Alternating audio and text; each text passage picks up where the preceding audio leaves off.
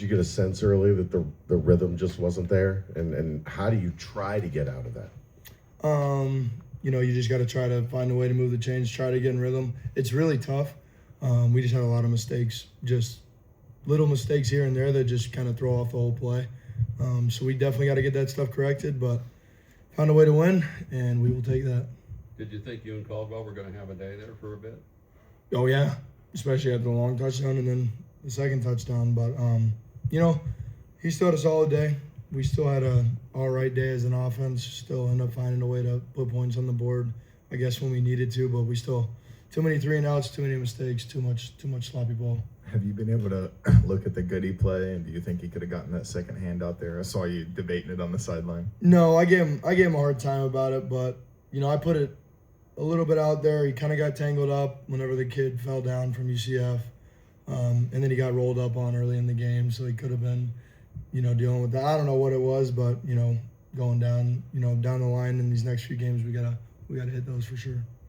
You didn't have your normal flow, but the defense stood up. Like, how having complimentary football, how important is that for you guys to have the success you guys are having? Yeah, we don't win the game if it's not for our defense. Playing really well and keeping them out of the end zone, and keeping them from scoring points. But we got to find a way whenever they are playing really well to go help them out and continue to put points on the board and build momentum off of it. We can't just have 3-and-outs or rely on them to continue to make stops. We know this is the Big 12. We know offenses are good and they're going to find a way to put points on the board. It's just the nature of it. So props to our defense. They played really well today and they got us this win. On the wide open throw to Royer, it looked like you were giving like a eye motion. What were you kind of signaling to him or trying? Just feel yourself that open and just kind of give me your eyes a little bit earlier. That's it. Really good catch by him, bailing me out there. And we work on that throughout the week. So just a little bit of miscommunication. He did a good job of bailing me out. Did UCF do anything schematically on defense that maybe you weren't expecting or caught you off guard? I wouldn't really say not expecting. I would just say, we were just too sloppy. Had a couple of missed throws, a couple of drops, couldn't get the run game going, just all the little things like that, it's tough to get into a rhythm whenever those things aren't going your way. Pre-play, I feel like I see you directing traffic a lot, moving like 3 or 4 guys. Is there a part of you that thinks that might be happening a little too much 7 weeks into the season? Obviously we want to go fast, and sometimes whenever you're going fast, it's, there's some of the guys will just have a brain fart because sometimes we're just using one words and you got to know where you're going. Sometimes the one word just is hash dependent. Sometimes the ball's in the middle of the field, so you just got to kind of direct traffic and just make sure everybody's lined up. So, and then on the touchdown to Jeff, the reason it took so long was just, you'd rather have Jeff out there than, no offense to Gavin Grover, but you would rather have Jeff out there than Gavin. So just trying to direct the traffic there and find a way to get everybody lined up. When you do win 5 straight and one game comes up where the offense isn't playing to its potential, how do you avoid complacency because you saw you could get away with it and still walk away with a conference win? I would just say that nobody's, we're happy with the win, but nobody's satisfied. Nobody feels like we just went out there and played our best game by any means. It's a UCF team that's really good on defense, and we got to find a way to put points on the board regardless of who we're playing. So going forward, we know the standard of what we can be, so we got to get back to that, as fast as possible. Being 3-0 in the Big 12, though, are you guys taking any time to enjoy that before your next game, which could make you bowl eligible? We'll enjoy it probably until we start watching film tomorrow. Once we're done watching film tomorrow, and then it's on to the next.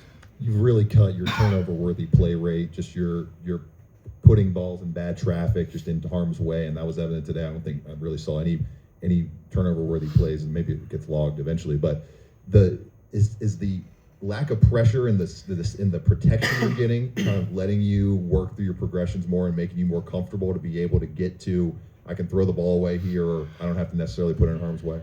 Yeah, and just, trusting our offense and trusting Sat to put us in the right situations too, knowing that, hey, we can throw the ball away and live to fight another down. We got an unbelievable punter that can flip the field for us, kind of try to play the long game there if we have to. Obviously, our goal is to move the chains and put points on the board every drive, but it's not always going to happen like that. So at the end of the day, we talk about playing complementary football. Sometimes you just got to throw one away and live to fight another down, and trust our special teams unit to flip the field, and then defense to get a stop, and then us to go put points on the board on the back end. I think you only had 2 possessions in the third quarter. What's it like when they're going on like this 9-minute, 17-play drive? Nothing happened out of it, but you're wanting to get on the field, I would assume. Yeah, it's tough for us, but it's tougher for the defense. Obviously, having to be out there that long and to find a way to stand up and keep them from, scoring anything, especially when they're down 3 possessions. I think it was.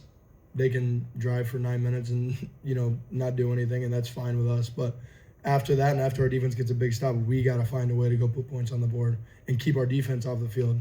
Obviously, if we score a touchdown in one play, I don't think our defense is gonna be mad at us. But if we have a 3 and out, it's unacceptable. So we got to find a way to just keep the drives going and put points on the board. A couple more snaps under center this week. Iron things out. Yeah, we got to find a way to just continue to just get the under center game going. Obviously, we had a couple plays today. The goal line play, we kind of got tripped up a little bit. That can't happen. Just all the little things. We had too many mistakes today as an offense that we will get cleaned up. How tough is under center for quarterbacks these days?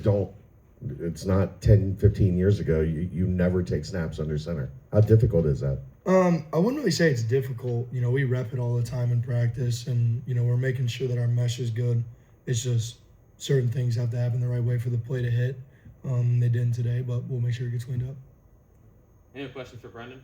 Thank you, sir. Thank you.